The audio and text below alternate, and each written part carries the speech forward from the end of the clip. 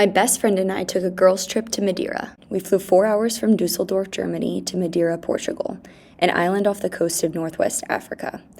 All the research I had done prior said that February was not a peak month to visit, but after looking into average temps across the past few years, it seemed as if it would be perfect hiking weather, which is what our trip was all about. We found this room for two on Verbo 2 weeks before our trip. Newly renovated, super clean, and it had a full kitchen. Our Verbo was located in Madeira's biggest city, Funchal. For a city with a population of only 100,000 plus, it honestly felt so much bigger.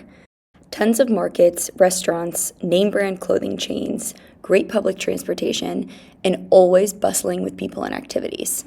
We began our first full day with a trip to the east side of the island. On our way there, we drove underneath the airport's landing pad. So freaky to think that the weight and impact of hundreds of planes are held up by these concrete pillars. The goal of the day was to hike Ponta de São Laurenço, the easternmost point of the island. You'll see hiking trails referenced as PR followed by a number when hiking in Madeira. The PR stands for small route. I personally feel like they decided to start naming the trails by numbers because the Portuguese words are so difficult to remember and pronounce for non-natives. This was the view from the trailhead of PR8. This trail was recommended by a local couple that we met the night before. We told them a few hikes that we had researched and were interested in doing, but also wanted some personal insight on which trails to do and not do. Their most favorite hike on the entire island was PR8. So naturally, Kara and I had to follow the locals' opinion. And wow, did we have just the best weather for this hike. It was a high of 70 and sunny the entire time. As for the difficulty level and terrain of the trail itself, there were few parts of the trail that were flat. Be prepared for lots of ups and downs if you're planning to hike PR8. The entire trail was clearly marked and a lot of it had really nicely laid stone steps. In total, the length of the trail was about 7 miles or approximately 11 kilometers. As someone who frequently runs, I would rate this trail about a 6 or 7 for difficulty on a scale of 10. About 3 miles into the hike, we stumbled upon this cafe that was also a boat rental place. If you didn't feel like hiking back to the trailhead, you could ride a boat or rent a kayak instead. It was nice having a place to stop for the bathroom and to grab some snacks. How excited are you? Accidentes! At your own risk.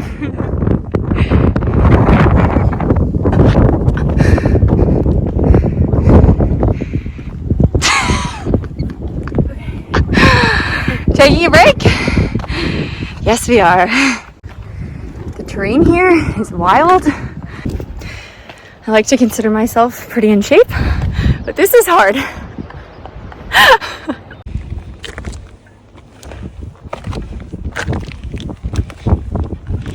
Someone fell and missed it. Oh my god. What is this trail? PSA, get your tetanus shots before walking on this trail. Just spiked myself. We finally reached the end of the trail. If you're afraid of heights, like myself, you won't want to stay on this peak for long. We later found out that there's a side trail that you can take off the main path that leads you even further out on the peninsula. Also, on that same trail is a black sand beach that's hidden and known as an ideal spot for locals. I'd love to hike there if I ever come back.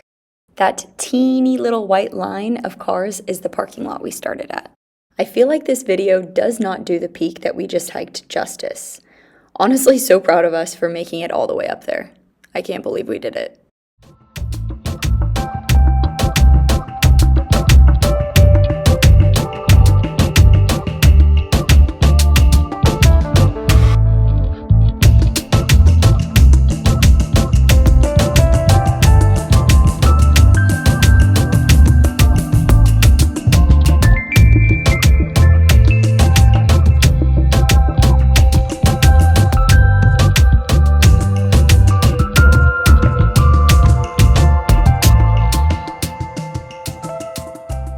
That small peak in the middle of the other two was the huge one that we hiked on. Looks so insignificant from here. At the trailhead, you'll find food trucks with anything from hot dogs, burgers, and other snacks to fresh local fruit, juices, and smoothies. Overall, this trail set the standard really high for the rest of the week. What an amazing way to start the trip.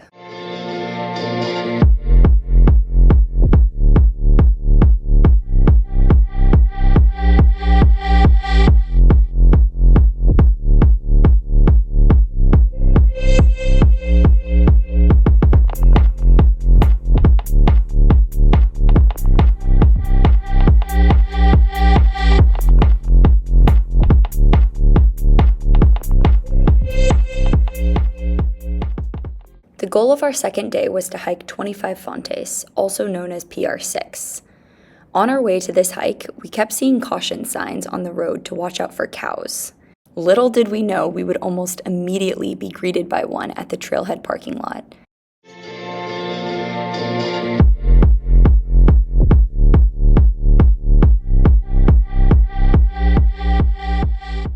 It seemed to be a reoccurring theme to plant cafes in the middle of trails.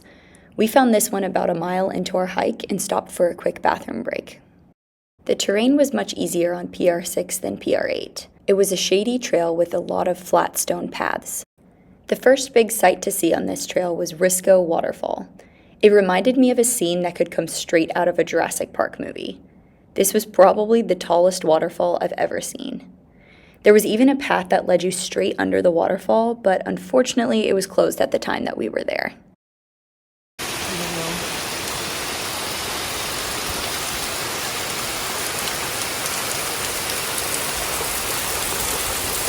One unique thing about hiking this particular trail are the Levadas. A levada is an irrigation channel or aqueduct specific to Madeira. Madeira Island is wet in the northwest, but mostly dry in the southeast. So in the 16th century, the Portuguese started building levadas to carry water to the agricultural regions in the south. And if you recall the full trail name for PR6, you now know why it's named Levada das 25 Fontes.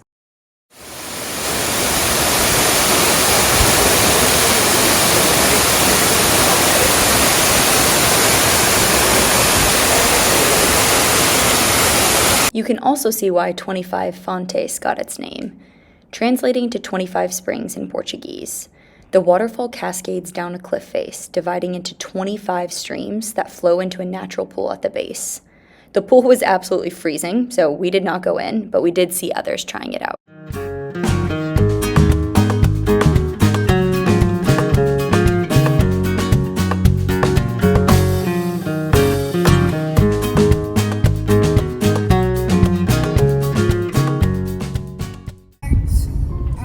Hey, baby. Running in circles, running down my heart. He looks like he's dancing.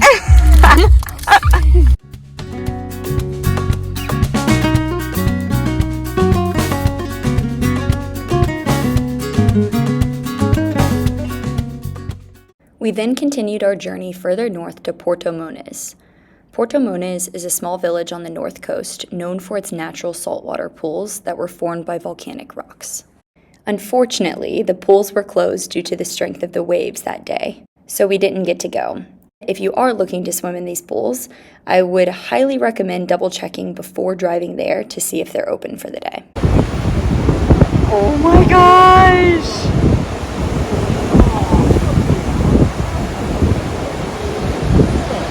There were two natural pools, each only about 200 meters from each other. This is the second one that we got to see. I will say I favored this one more because of its more rugged appearance. Plus, the watercolor was so sharp and clear. If I ever get to come back to Madeira one day, I will most definitely be trying these out.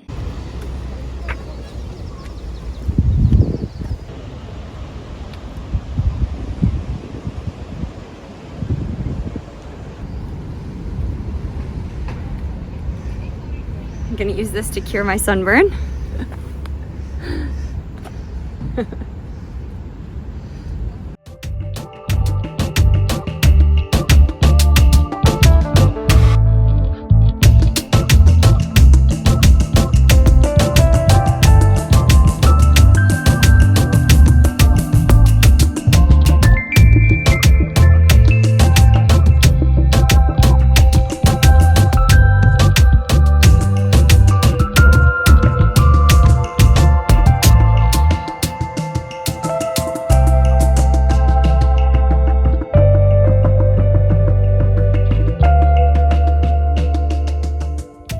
On day 3, Kara and I drove to central Madeira to hike perhaps the most famous hike of the entire island, Vereda do Areeiro. I'm probably butchering the name of that, so I'm just going to call it PR1. It's your birthday! Yeah, and How excited are you? Does it sound like something That you should be doing on your my birthday? I You might don't die? know. But it made the Just most kidding. sense for the trip. Yes. The most difficult hike. That we've done. Proud of you. I heard that this trail was one of the most challenging hikes of Madeira because of the elevation. For reference, this peak is over 1,800 meters high. The full trail is about 7 kilometers long and leads you to another famous peak called Pico Ruvio. Sadly, there was a forest fire about a year ago that caused them to shut down majority of this trail. Therefore, we only made it about 2 kilometers before having to turn around. And right here is the infamous stairwell to heaven. This part of the trail was easily my favorite, despite my horrid fear of heights. I mean, how often do you get to climb a stairway that appears to be floating above the clouds? If you know me, you know that I hate heights, so this is actually really freaking terrifying. Absolutely gorgeous views. Unfortunately, I've met the end of the trail. There was a forest fire here last year, so they had to close down part of the trail. And apparently it's like a 2,000 euro fine if you break through. But yeah, had to come to the end just to see what it looked like on the other side. Since we couldn't finish PR1, we decided to hike PR3, which began at the same trailhead as PR1. This trail was a little different than the others we had experienced. It was all downhill, which you may be thinking, wow, sounds nice, but honestly, no, it wasn't. It was more difficult on the joints to be going downhill for so long. Now I am truly sounding like an old woman. A nice thing about this path is that there were clear markers directing you the right way the entire time. My favorite part about the Funchal hiking so far in February is that it's feeling like 70 Fahrenheit, 20 Celsius, even though it's literally February 23rd, Bestie's birthday. How lucky are we to soak up this sunshine in the winter? I love it.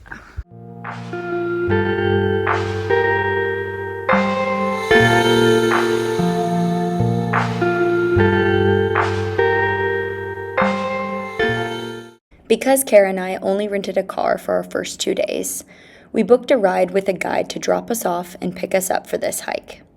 We ran into the other 3 people that were on the shuttle with us and ended up spending the rest of the day with them. Our group consisted of Sergio, an Italian solo traveler, as well as 2 Dutch women, Anouk and Marlo, who, ironically enough, lived only 2 hours away from the town that I live in the Netherlands. We continue to talk in Portuguese. Free, fired. She was saying free? Yeah, no, just one. Okay, take it. Lauren? Wow. Another day, another cheese sandwich for lunch with a little bit of a view. Oh my gosh.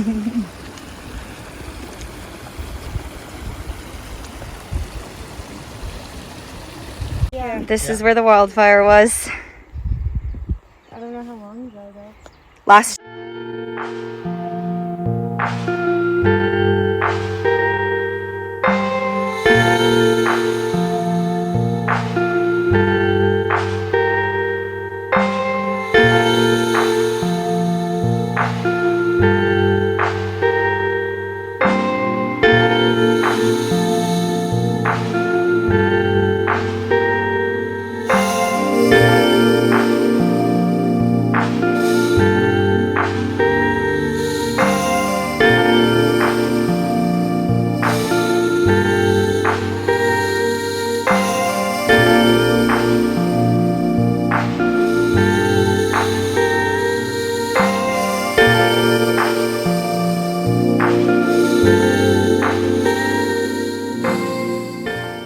Also at the end of the trail was a cabin-like bar with a sunroom, indoor and outdoor seating. Here we drink the island's most distinguished drink, Poncha. The original Poncha was made by muddling lemons and sugar and mixing white rum. It was created for fishermen on the island to have a source of vitamin C and keep warm while away in the cold ocean. Then we said goodbye to our new friends. Kara and I were starving after all that hiking, so we walked down to the Funchal coastline restaurants and picked a burger spot with such a nice view. Dying at this menu. We'll be ordering the grassy because I do not eat meat because animals are friends and not food. We have the solution for you. Wait.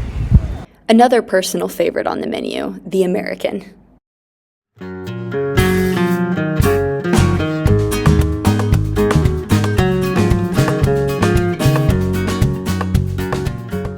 After getting dressed up for Kara's birthday dinner, we set out to find a picturesque spot overlooking the city at sunset.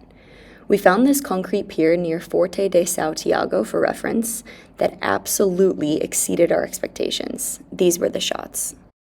Kara chose this cozy restaurant called A Vista for dinner. It's located about a 20-minute walk from the city hub. Definitely one of the more fine dining spots in Funchal and was a bit pricey, but perfect for a special occasion. We loved the food and all the staff was so warm and friendly. And after, we had to go out for a few celebratory drinks, of course. This bar called Flair caught our attention because of the unique drink presentations. The menu is fashioned as a newspaper, and boy, was it just as long as one too. It gives you about 100 different drink options. I chose the Thomas Edison and drank my concoction out of a light bulb. The quality of the drinks themselves weren't the best, a little too sugary and a lot of different flavors going on for my preference, but I would still recommend this place if you're looking for a fun and different bar experience.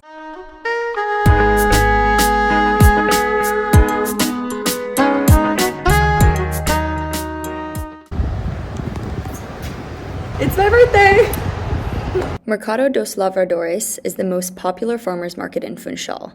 This market is known for its selection of local fruits, veggies, fish, nuts, leather, wine, and flowers. There are also several cafes and restaurants around the perimeter of the market. Our personal favorite was a confeitaria, which means bakery in Portuguese. They had everything from juices, teas, and coffees to a plethora of traditional treats. We tried the popular queijada, which is made from eggs, milk, sugar, and cheese.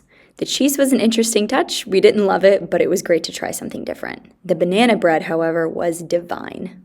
This farmer's market is famous for obvious reasons. It's beautiful and colorful, aesthetic, and the wide variety of local goods. But the downfall of this, being a huge tourist attraction, is that it's overpriced. We learned from our local friends that there's a less attractive fruit market directly across the street from this one that has great options of Madeira-grown fruits and vegetables for a better price. Here's a map and image of the other market we went to for reference because I forgot to take a video of it. So we just bought a two-way ticket to go ride the cable cars. But so did everyone else. We later discovered that there were 3 cruise ships docked at the harbor that day, explaining the massive crowd. If I were you, I would pick a day when there isn't a cruise ship docked to ride the cable cars.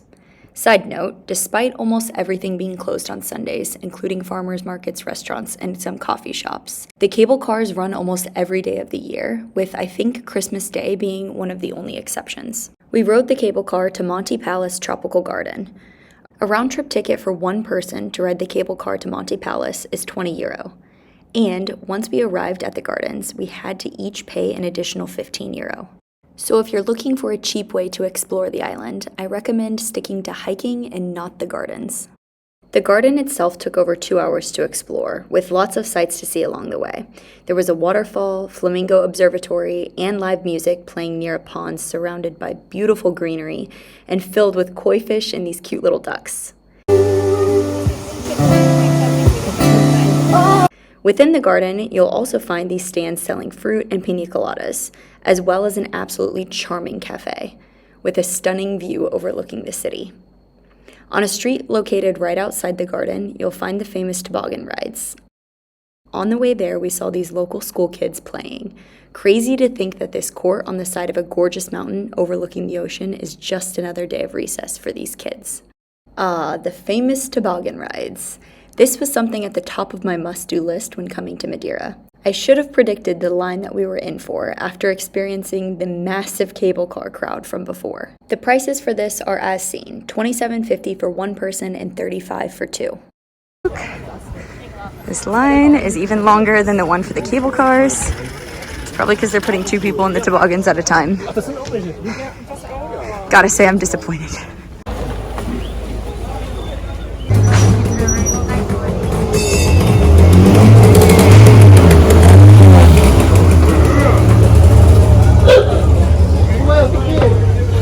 Although we didn't end up riding the toboggans, it was still fun to watch the madness that was centered around it all. One important thing to note if you do plan to ride these is that the ride only takes you 2 kilometers, and after that, you either have to walk the rest of the way down the mountain or order a taxi.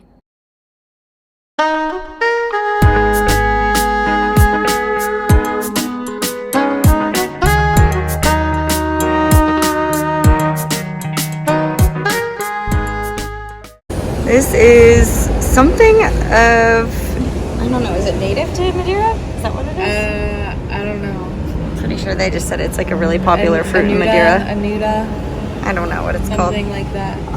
but we're eating it. The texture is like a ripe mango. Yes. Definitely like a ripe mango. The flavor?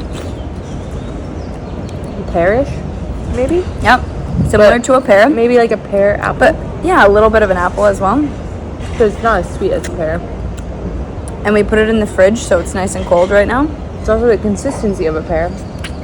Not, oh, the grittiness. Yeah. I agree with that, yeah. You gotta be careful though. Got these big black seeds. These are gross. Oh my god. It's really good. It's juicy. Yeah, I love it.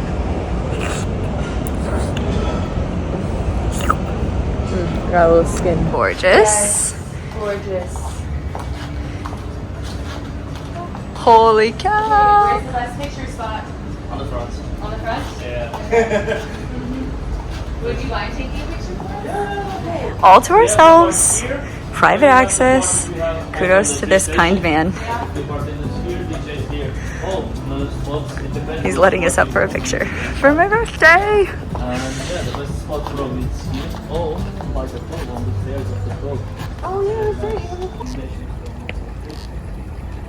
Can't believe this. Sometimes.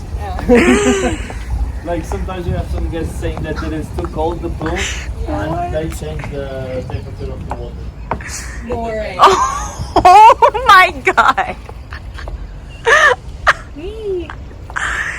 You're making my birthday extra special. This is also a really Holy good view. cow. Like if we stand in that corner, it could be really.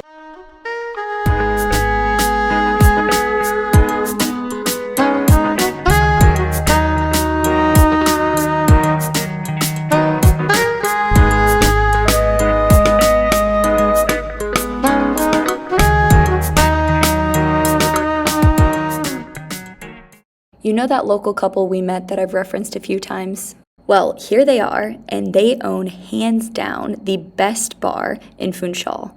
It's called Revolution Cocktail Bar. Thelma was voted a top 10 global female bartender, and their bar made the top 50 best bars in the world list. One really special part about this bar is that they rotate their ingredients seasonally. They use anything and everything locally grown: spices, herbs, fruits, and vegetables. They even allow you to order a personalized cocktail.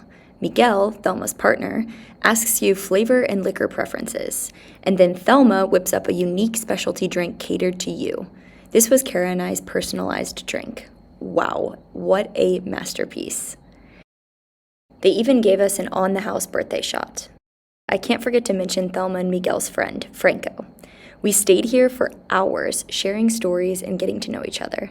And I can honestly say Kara and I now have friends to visit whenever we come back to Madeira. I woke up early on our last morning to enjoy a solo sunrise. I truly miss living near the ocean. There's just something so peaceful about watching the sun climb above the horizon line and listening to the waves crash beside you. From the hikes, nature, ocean, and beaches, to the city life, food, wildlife, and joyful people. Madeira is such a special place to me, and will forever hold a spot in my heart. But now it's time to get back to reality. I can wholeheartedly say I feel refueled with life, energy, and happiness after a trip like this.